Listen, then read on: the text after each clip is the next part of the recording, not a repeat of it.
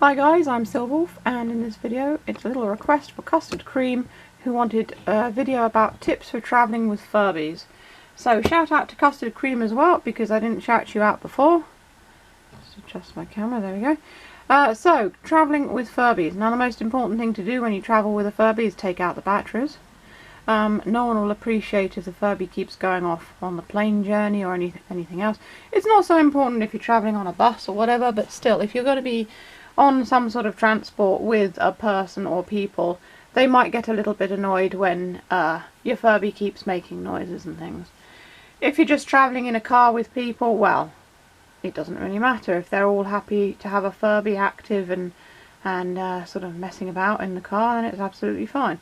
It's quite good for if you go on a road trip with friends, you know, because you're all kind of just having a laugh, aren't you? So I've got here 3 Furbys, as I'm going to use as an example. This one here was sent to me by my friend Tommy, so thank you very much. You haven't seen this one before. He's really nice, and he's got shiny eyes as well, which is really unusual. So I'm using him as an example. And we've got Spud and this one here, Potato.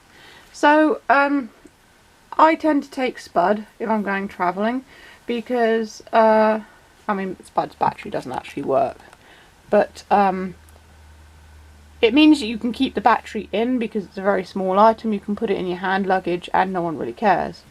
For larger Furbys, I'd take the batteries out. Store the batteries in your hand luggage. You know, I don't know what a lot of planes policies are on batteries in hand luggage. If not, if the plane doesn't want you to take batteries in your hand luggage or the baggage on the plane, you can always buy batteries in the country that you go to. It's not that hard. Everywhere sells AA batteries. They're quite common. So yeah, travel without batteries. I would recommend putting the Furby, if you want to take the Furby and actually, I don't know, take pictures of it on the plane or have it with you as you travel, yeah, you can put it in your hand luggage. There's no issue with that. If there's no batteries in it, no one will really mind. No one really cares. I've never had an issue with taking any of these things on planes.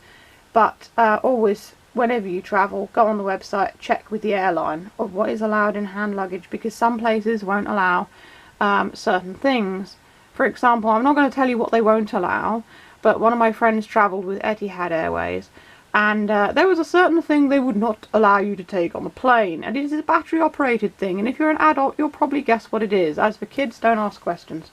But yeah, just check with the website on the you know, for what's allowed and what's not, and that's the easiest way to do it, because airlines can vary. But as a general rule, I've never found any issue with taking these sorts of things on planes. People just sort of discount them as toys, and that's that.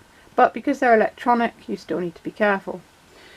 So that's really it. You can of course put it in your baggage. If you put it in the baggage in the cargo hold, there's less, that the airlines are less bothered about things like that.